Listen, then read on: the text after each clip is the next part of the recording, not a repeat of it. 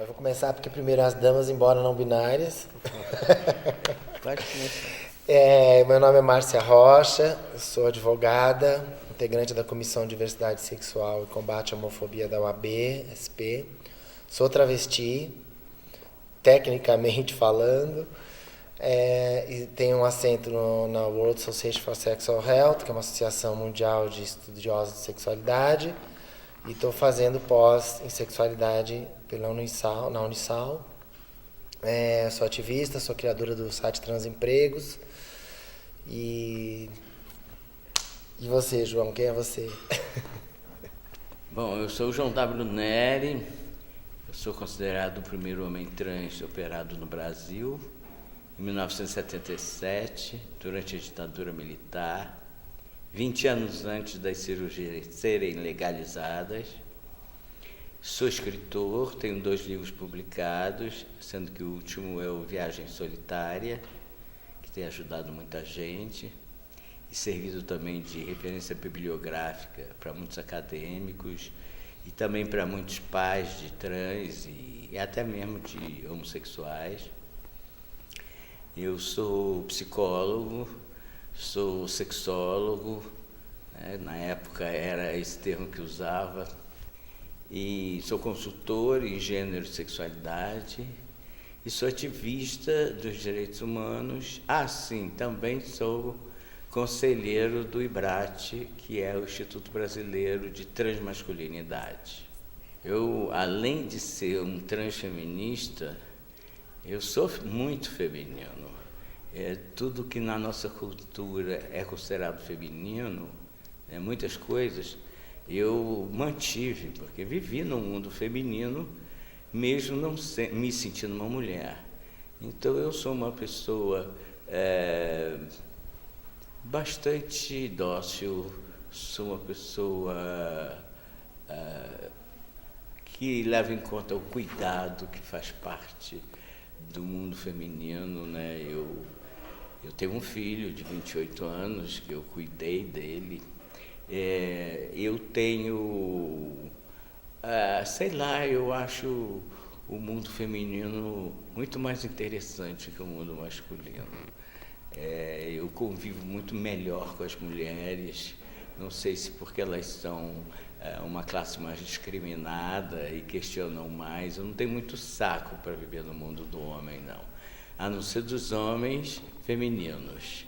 Mas o machismo, para mim, é execrável. Os machistas, além de serem, para mim, pessoas doentes, são pessoas que se orgulham dessa doença, o que é muito sério, né? E também não está só no mundo masculino, as mulheres também são machistas. Muitas mulheres são coniventes com seus maridos, seus companheiros machistas, e criam filhos machistas. Essa frase tua que eu gosto muito. Então, enfim, eu acho o feminino tão bonito, tão lindo, tão maravilhoso, tão dócil. Eu beijo meus amigos, eu choro, eu gosto de shopping, eu sei discutir relação, eu não gosto de futebol. Eu tenho várias características femininas e que eu quero manter cada vez mais. Eu até, concordo 100% com o João. Eu também tenho um lado masculino e um lado feminino muito forte.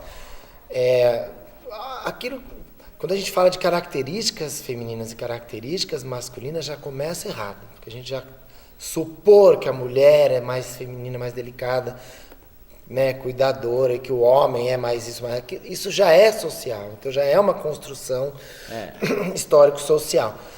Mas dentro da nossa cultura, justamente para mostrar o quanto está incoerente, eu quando estou trabalhando principalmente no mundo dos negócios, que eu tenho 4 empresas também, eu sou empresária, muitas vezes, em muitos momentos, eu viro um leão, né?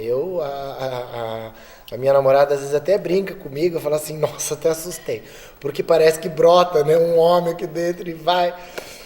Mas também sou muito carinhosa com a minha filha, com a minha família, tenho um coração, assim, eu tenho uma sensibilidade muito grande, que eu acho que o homem pode ter, eu acho que não existe muito isso. Aí eu acho que a questão do binarismo é muito de acreditar que tais características são femininas e que outras são masculinas. Não que não existam alguns componentes biológicos que dão uma empurradinha nesses dois sentidos, né? Tanto para homens quanto para mulheres. A testosterona tem alguns efeitos, o estrogênio tem outros efeitos, a gente sente isso, na minha transição eu senti, mas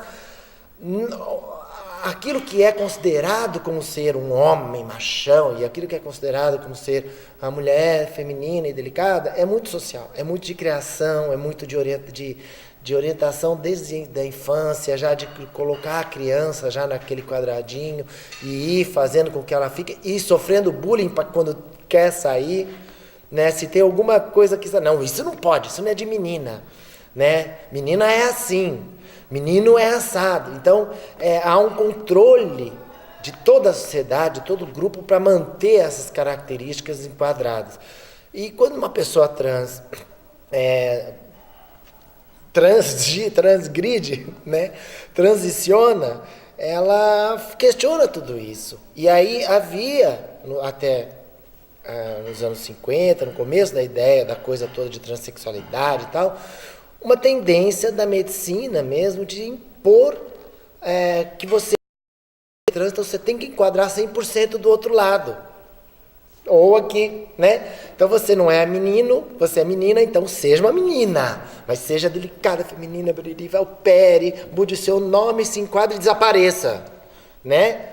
E com os homens, mesma coisa. Então seja machão, cuspa, bata na mulher e desapareça. Então, são questões que não cabem mais. Hoje, com o feminismo, com a mudança da sociedade, com todas essas alterações, não cabe mais esse tipo de discurso e de postura da sociedade. A gente tem que mudar isso. E aí, o não binarismo, embora nós sejamos bons exemplos de pessoas enquadradas razoavelmente dentro do estereótipo físico, pelo menos binário, nós temos posturas muito tranquilas com relação a isso. Eu tenho horas que eu sou macho mesmo. Saio, se precisar brigar, brigo e tal, embora não seja uma pessoa briguenta fisicamente, mas de modo de agir, de tudo, de firmeza, tem que ser decidida. E por que mulher não pode ser decidida? Por que mulher não pode ser guerreira? Pode, né? E por que não, né? Por que o homem não pode ser carinhoso com os filhos e pegar no colo? E pode também, quer dizer, essas coisas são tão erradas. O não binarismo é justamente uma tendência a tornar as pessoas mais iguais, mais tranquilas com essa fluidez de expressões, que na verdade são meras expressões que a gente aprende e que a gente pode incorporar em qualquer momento da vida, né? Mulher pode ser guerreira, mas homem não pode ser muito delicado, não, porque senão é considerado viado, né? Mulher não corre esse risco, não. Agora, sem dúvida nenhuma, ela abordou aí uma questão sobre a ótica da medicina e também da questão jurídica que se baseia na medicina, né? Que o importante seriam os órgãos genitais para definir a sexualidade de uma pessoa, né? Isso daí é um grande engano, é uma afirmação desde 1912 de Freud, que diz que a anatomia é destino, que é um grande engano. Na verdade, o destino é o gênero, e é o gênero que faz o nosso corpo. Então, o fato de você, né, a sociedade impor que você se nasceu com pênis, você tem que ser homem, você tem que ser heterossexual, né? Você tem que ter práticas heterossexuais, enfim, você tem que ter toda uma conduta de macho. Essa pseudo-coerência é uma farsa, é uma hipocrisia, porque, na verdade, não é nada disso que define você, nem a sua própria identidade, como eu me defino hoje, como um homem trans, ou um transhomem, um FTM. Isso é apenas um rótulo para me fazer entendível na sociedade e para poder lutar por meus direitos, né? Pelos direitos dos transhomens, né? Dos trans de uma maneira geral. Agora, nenhuma identidade define uma pessoa. O fato de eu ser trans e ela também ser trans não faz com que absolutamente nós sejamos iguais. Então, apenas diz que nós transcendemos o nosso gênero em relação ao corpo. Eu acho importante que a Faculdade de Ciências Humanas, né, sobretudo, também enfim, medicina, enfermagem, assistência social, psicologia, tivesse a cadeira de gênero e sexualidade, que eu acho fundamental, porque os médicos não estão preparados para receberem os trans em nenhuma especialidade. Os endocrinologistas não nos recebem porque diz que não vão dar testosterona para uma mulher, né? Há a questão também do homem grávido, muitos transhomens que não fizeram a esterectomia, ou por questões de estupro que sofrem corretivo, ou por opções mesmo, resolvem engravidar, mas isso não quer dizer que eles se tornarão mães. A identidade de gênero deles continua masculina. Isso é uma outra questão que a medicina não consegue entender e abordar e tratar isso. Então, são várias questões, né? Os proctologistas, por exemplo, não estão preparados para receberem mulheres trans ou travestis. Então, isso tudo porque eu acho que falta essa cadeira mais esclarecedora dentro no caso da medicina. Eu acho um absurdo, inclusive, a psicologia e a psiquiatria, de um modo geral, não estudar sexualidade humana. Praticamente, você sempre fala isso, em quase nenhuma faculdade se estuda sexualidade humana. Tem 3, no Brasil tem 3. Você fazer um curso de psiquiatria ou de psicologia mesmo, e psicanálise, sem estudar sexualidade humana, sem entender esse fenômeno que afeta todos os seres humanos profundamente no plano psicológico, inclusive. A teoria psicanalista é meio incompatível com a heterossexualidade. Até hoje não se chegou a um ponto comum. Muitos psicanalistas são pessoas abertas e tudo, e tentam conseguir entender melhor essa questão. Mas, sem dúvida nenhuma, a maioria dos psicólogos e psiquiatras não tem condições de receber os trans.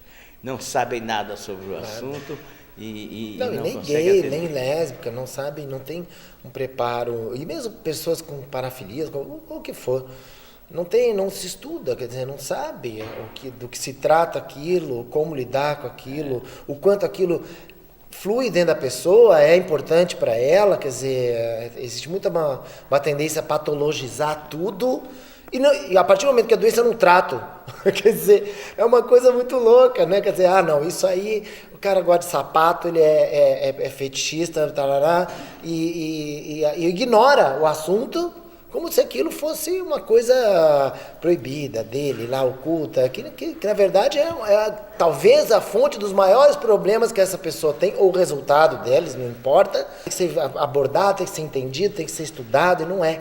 Esse é o grande problema, eu acho. Eu tenho uma amiga lésbica que foi no ginecologista, e aí ele perguntou, como é que você evita filho? Ela disse, trepando.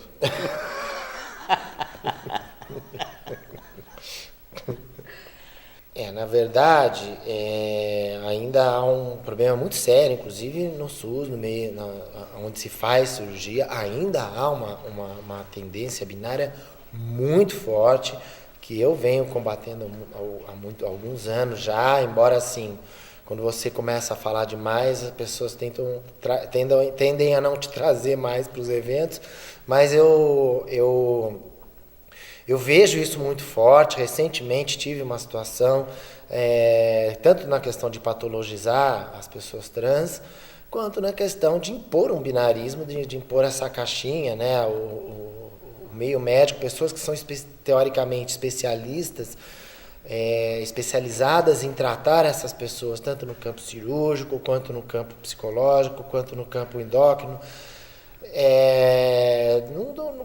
continuam quase que exigindo que essa pessoa se enquadre no binarismo e que se invisibilize, né? Que é o que eu falo, que é o que se faz no Irã. Pega um gay, que não é trans, e fala para ele, bom, se você gosta de homem, então você tem que se operar, virar uma trans, porque aí você bota uma burca na pessoa, bota no meio de 3 outras esposas e a pessoa se invisibiliza. Quer dizer, o grande problema, a hipocrisia da nossa sociedade, a grande hipocrisia da nossa sociedade é não aceitar o diverso, não aceitar o diferente. Até pouco tempo atrás, se a pessoa era deficiente, trancava em casa. Se a pessoa era gay, lésbica, trans, esconde. Quer dizer, é esconder. A pessoa não pode ser o que ela é, ela tem que esconder.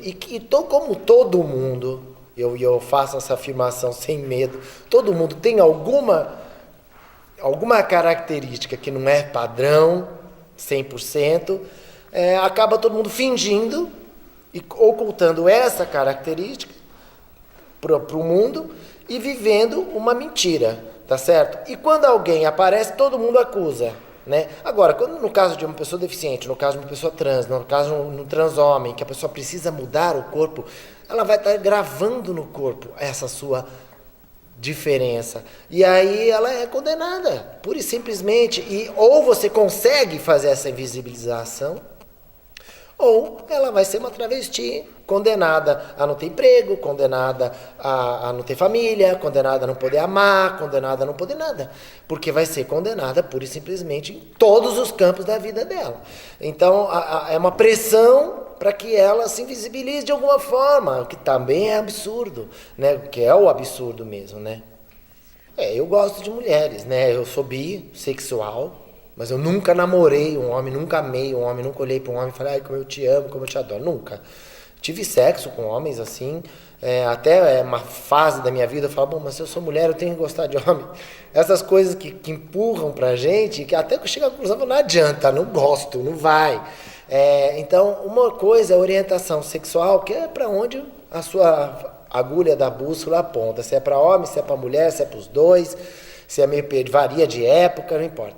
Outra coisa é a identidade de gênero. Eu me sinto menina desde que eu nasci, desde pequenininha. Eu tenho provas disso, provas de testemunhas, de coisas. Então, só que eu me ocultei, eu fiquei no armário, oculta, invisibilizando essa minha característica.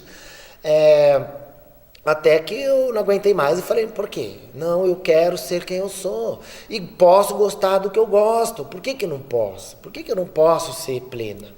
Por que eu não posso ser quem sou?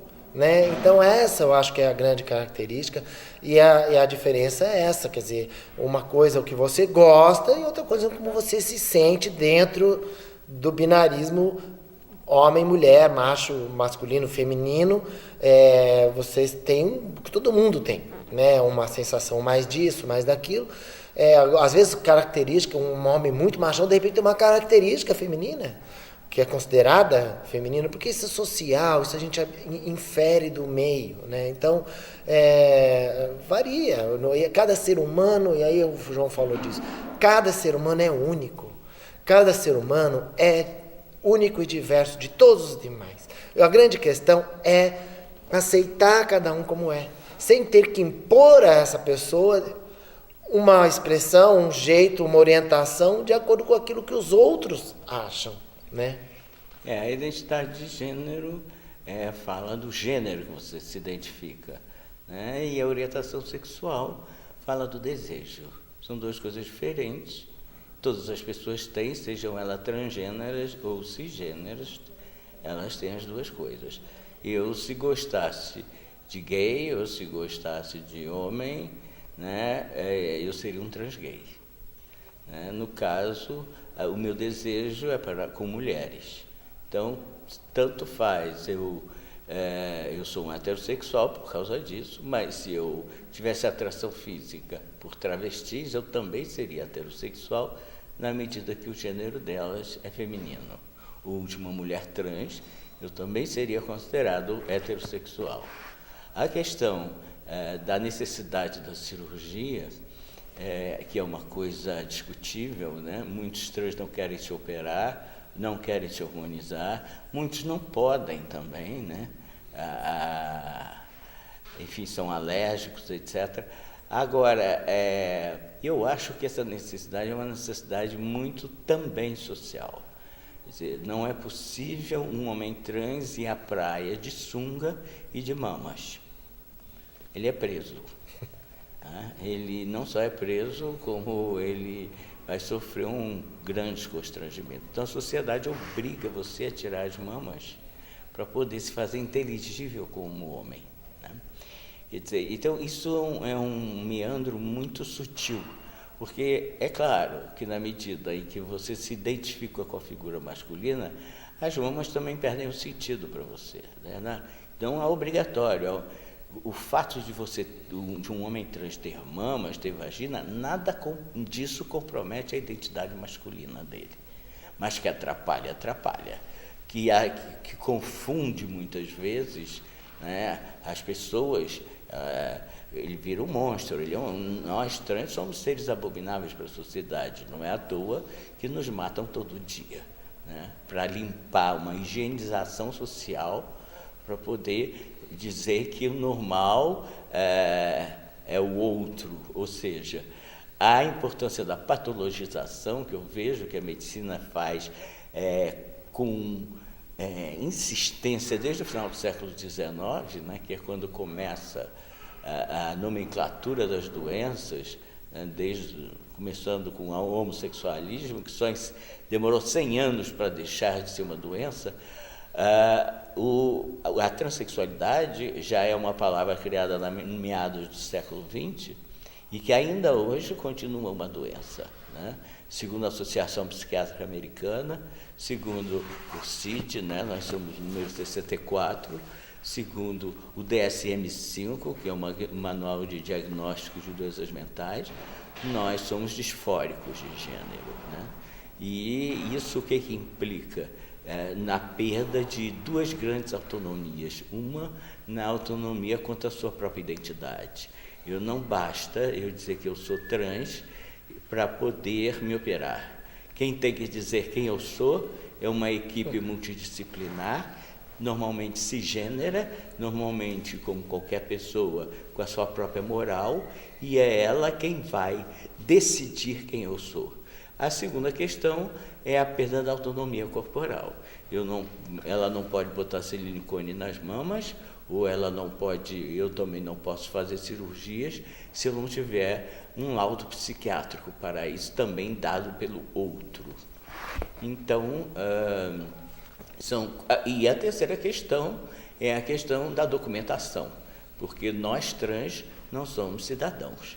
Nós não temos sequer documentação legal. A nossa documentação, dita legal, que é a documentação do registro de nascimento, depõe contra a nossa aparência, contra o nosso gênero, portanto, nos causa, inclusive, questões de falsidade ideológica. Então, o que existe é um nome social, que foi realmente uma luta, e é uma luta ainda, do movimento trans, mas que é um nome que não serve para praticamente nada. Ninguém vota com nome social, ninguém abre um negócio com nome social, ninguém compra nada com nome social. O nome social é apenas um nome fantasia para você ser respeitado em alguns lugares, né?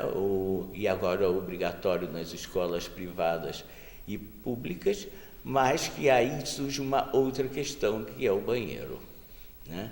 Como resolver a questão do banheiro para os transgêneros, porque criar um terceiro banheiro, como fez na Inglaterra, também não acho uma boa solução. Quer dizer, eu acho que não teria que criar um banheiro para judeu, um banheiro para negro, um banheiro, sei lá para quê. Para cada ser humano. Para cada tipo, né? Então, o transgênero tem que frequentar banheiros de acordo com o seu gênero. E o melhor de tudo é acabar com a generificação do banheiro, criar um banheiro unissex. Quem é que tem banheiro de homem e mulher em casa? Como é na sua casa. Ninguém frequenta todos os sexos no mesmo banheiro. Por que não isso publicamente, né? Eu acho que essa seria a melhor solução. Mas é importante dizer que até o meados do século XVIII não haviam dois corpos, homem e mulher. Não havia esse binarismo corporal. Havia sim o binarismo de gênero, mas a mulher era um homem invertido. A vagina era o pênis para dentro, os testículos eram os ovários internos, né? E a partir da Revolução Francesa, da ascensão da burguesia, de interesses socioeconômicos e da evolução da ciência, cada vez mais vai se fazendo essa diferença entre homem e mulher, que a mulher deixa de ser o homem invertido para ser a inversão do homem. E hoje nós chegamos ao absurdo de generificar tudo, até a comida, como eu digo, né? O Kinder Ovo rosa e o Kinder Ovo azul, né? Tudo é generificado cada vez mais para se faturar mais, para as mulheres são de Vênus, os homens são de Marte, os transexuais não têm planeta. Eu acho que a gente é de Plutão, porque ela deixou de ser São planeta, do espaço. Ou então da Terra mesmo, né? Eu acho que com relação a essa questão do mundo, do que está acontecendo no mundo, assim, eu acho que é muito importante dizer o seguinte, que a ciência, de 50, 70 anos para cá, o mundo está mudando muito, né? O mundo ocidental, principalmente, mudou muito com a internet, e essas mudanças foram muito divulgadas, são muito divulgadas pela internet, então, mas eu acho que em grande parte, vamos botar de 100 anos para cá, o mundo começou a mudar muito com relação à sexualidade, principalmente, porque a ciência se debruçou sobre ela. Até então se estudava nada. Freud foi um dos primeiros a falar de sexualidade infantil, etc., e quase foi trucidado por causa disso. Mas a ciência se debruçou sobre a sexualidade, começou a querer entender o que acontecia com as pessoas, e a Segunda Guerra Mundial já, de uma certa forma, logo em seguida, que foi aquele terror, e logo em seguida a Declaração de Direitos Humanos, que começa a cientificamente apontar que seres humanos têm direitos, sejam eles quem for, sejam como forem, né? Então, essa mudança de lá para cá, de 1947, com a Declaração Universal dos Direitos Humanos, para cá, o direito, de um modo geral, começa a entender que o ser humano não é padronizado e que ele tem direitos, né? Seja negro, seja mulher, seja criança, seja velho, seja deficiente, seja gay, tem direito de existir, tem direito de ser feliz, de buscar a sua felicidade. E aí a ciência começa a tentar estudar todos esses fenômenos, como a gente já falou, primeiro num prisma de patologização, até idoso é quase considerado doente. Então, depois peraí, mas não é bem assim e tal. E a ciência ainda há resistência na academia. Tenho muitos amigos acadêmicos, e dentro da academia, muita gente reclama, nossa, mas eu queria fazer esse trabalho, não aprovam. Eu queria fazer aquele estudo, não deixam. Porque ainda há uma resistência muito grande. Isso não pode ser estudado, porque eu não quero ver. A realidade da sociedade, se você parar para estudar a história, você vai ver, eles não queriam ver, não pode ver. É assim, tem prova, queima na fogueira. É aquela velha história que eu falei, invisibiliza. Isso não pode. Aí, a hora que você começa a estudar e fala, pera um pouquinho, mas isso existe. Como é isso? Isso é assim, assado, cozido. Começa-se a ter uma visão diferente. E com a internet hoje, isso é um movimento gigante de modificação no mundo inteiro. Que, obviamente, para quem vive do poder da religião, para quem vive vive em função dessas questões morais rígidas, etc., é um mundo desmoronando para essas pessoas. Então há toda uma reação acontecendo. Então, hoje, na minha cabeça, eu vejo muito claramente, de um lado, a ciência, e de outro lado, as crenças enraigadas em todas as culturas. Para mim, esse movimento que existe no Oriente Médio, violento, de muçulmanos, enfim, em grande parte é porque é uma reação a essas questões. O muçulmano está lá na crença dele, a menina está de burca, ela entra na internet, ela vê como presidente da República mulher. E lá ela não pode nem estudar. Então, ela começa a ver todo um questionamento de valores, e não, eu estou falando de Ocidente, mas repercute no mundo inteiro, em que começa-se a criar dentro das pessoas uma sensação, mas por que não? Veja, lá provou que pode.